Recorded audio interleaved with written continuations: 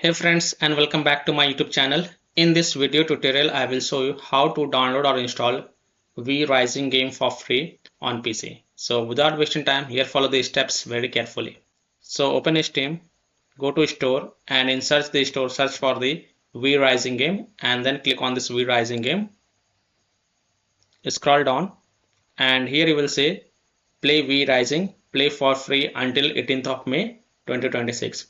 So click on this play game button. And here you will see the V Rising game and the file size is 17.47 GB. So click on install. Now read the EULA terms and condition and then click on accept.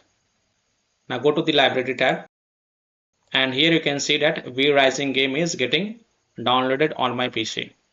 So I hope you can also download or install V Rising game for free on PC via the Steam launcher until 18th of May 2026. So that's all for this video.